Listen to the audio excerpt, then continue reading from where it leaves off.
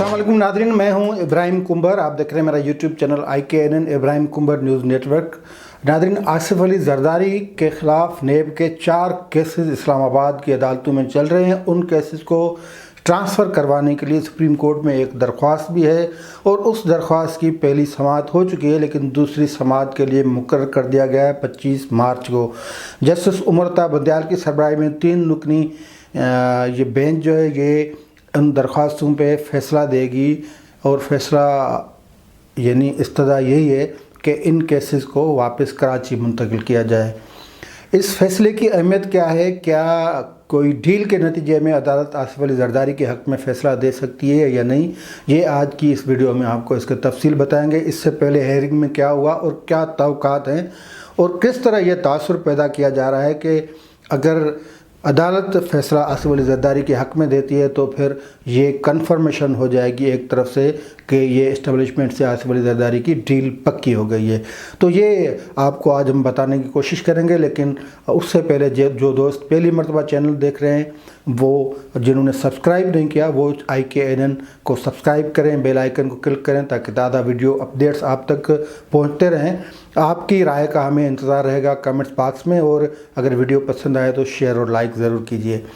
तो जनाब, आसिफ अली जरदारी के ख़िलाफ़ 4 मुख्तलिफ जो मेगा मनी लॉन्ड्रिंग और जाली अकाउंट्स के हवाले से रेफरेंसेस जो हैं नेब ने बनाए, वो इस वक्त नेब अदालत रावलपिंडी इस्लामाबाद में चल रहे हैं। ये जब चीफ जस्टिस साकिब निसार थे, जो कि पाकिस्तान अदलिया पे उनके असरात जो हैं वो मतलब बुरे असरात जो छोड़ चुके हैं, जो अपने ज़ाती मफादात उनके क्या थे वो उनका भी इज़्कार होता रहा है और मीडिया में कई बातें हैं। बल्कि गुज़िस्ता दिन जब जस्टिस कादी फ़ाइज़ साहब रोस्टरम पे खड़े थे अपनी लाइव नशरियात वाली दरख्वास्त पे दलील दे रहे थे, तो उन्होंने फुल कोर्ट रेफरेंस जो फुल कोर्ट मीटिंग थी साकिब निसार ने की थी उसका हवाला दिया और जस्टिस कादी ने कहा कि मैंने उस फुल कोर्ट मीटिंग के जो फैसले थे उस पर सिग्नेचर करने से इनकार कर दिया था। तो वो फुल कोर्ट मीटिंग थी उसमें साकिब निसार ने अपने लिए ज़ाती मफादात के लिए यानी माल के लिए, अपने सहूलत के लिए, मरातें लेने के लिए फ़ैसला किया था। और ये इस जज और चीफ जस्टिस साहब का मनसब आप उसकी मतलब उनके फ़ैसले या सोच का अंदाज़ा लगा सकते हैं कि वो अपने थोड़ी सी मराद के लिए किस तरह तमाम मौजूद जजों को, सुप्रीम कोर्ट के जजों को वो बिठाते हैं फुल कोर्ट मीटिंग में और फिर फ़ैसला अपने हक़ में करवाते हैं और फिर वो मंजूर लाजमी मंजूरी तो हो जानी है क्योंकि आला अदालत उज़्मा है। बहरहाल ये तो साकिब निसार के दौर में वो एक पैकेज था। बुनियादी तौर पे ये जो प्लान बना था कि किस तरफ नवाज़ शरीफ को हटाना है, किस तरफ पीपल्स पार्टी की क़यादत को करना है, अपने चुंगल में लाना है, किस तरह उनको मतलब नेब के नाम पे किस तरह ये जो ब्लैकमेलिंग होती है, ये जो पॉलिटिकल इंजीनियरिंग होती है, ये सब एक प्लान था और ये ज़ाहिर हो रहा है आस्ते आस्ते। और उसमें साकिब निसार साहब बड़ा उनका शेयर था, मतलब बड़े हिस्सेदार थे, वो बड़े पार्टनर थे जिन्होंने बनाए थे, इस्टेब्लिशमेंट ने बनाया था ये प्लान। तो उस प्लान के तहत मियां नवाज़ शरीफ को निकाला गया और आसिफ अली जरदारी के ख़िलाफ़ केसेस बनाए भी गए और उनको जो कराची से मुंतकिल कर दिया गया इस्लामाबाद एक आर्डर से। अब मतलब ये किसने कहा साकिब निसार को, किसने फिर उनको सारी रिपोर्ट्स दी, ये सारी वो कोई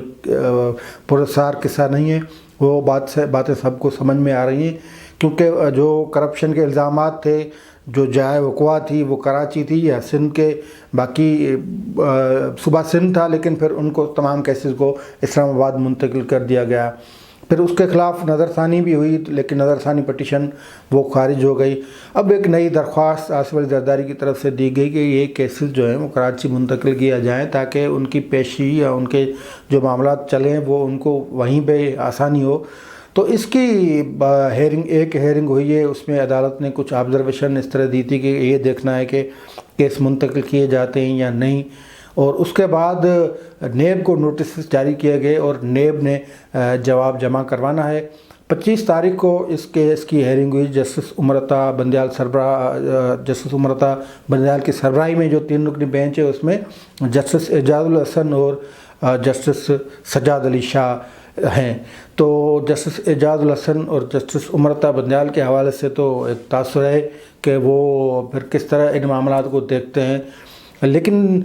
इस मामले यानी ये तो पेवर अदालती मामला है, लेकिन इसको एक दूसरे एंगल से देखा जा रहा है। वो दूसरा एंगल ये है कि इन दिनों जब पीडीएम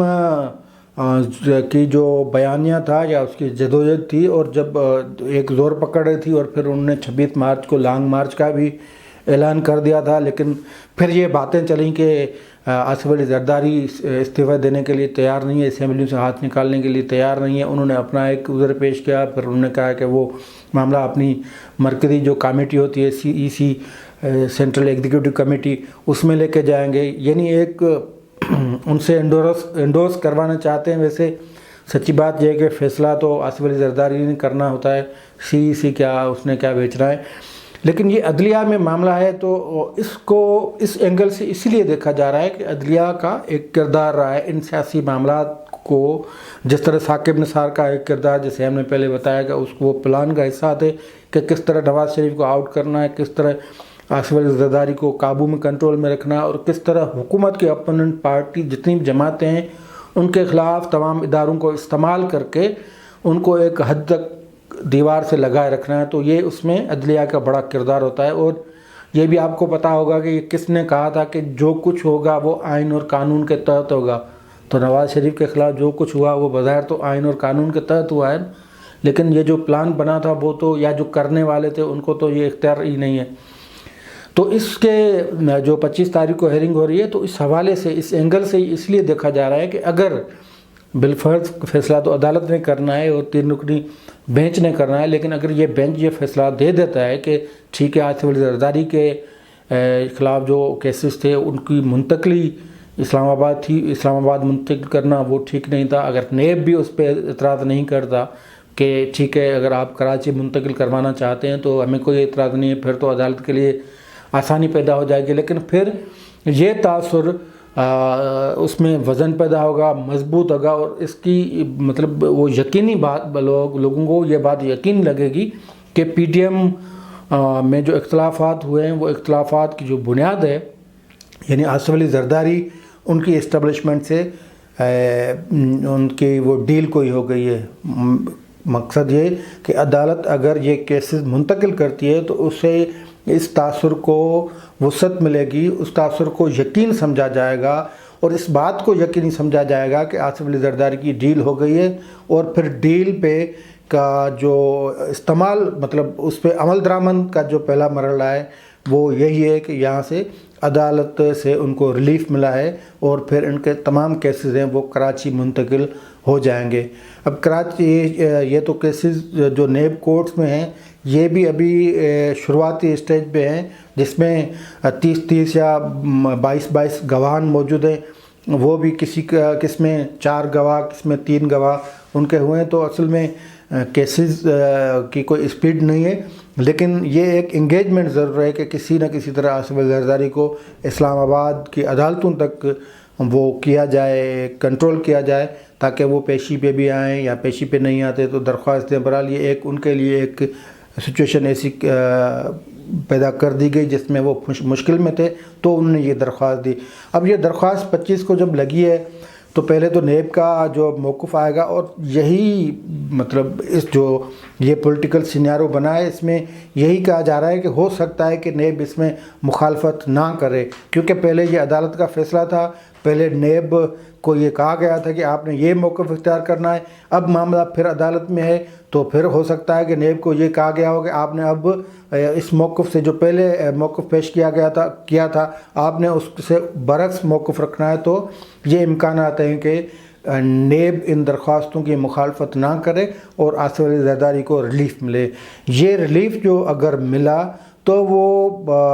तयन करेगा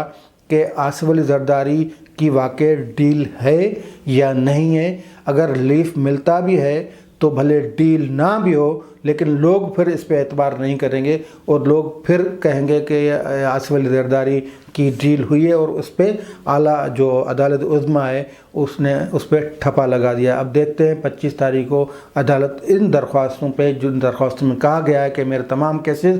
اسلام آباد سے کراچی منتقل کیے جائیں، تو ان پہ کیا فیصلہ کرتی ہے۔ تب تک کے لیے دیجیے اجازت، اللہ حافظ۔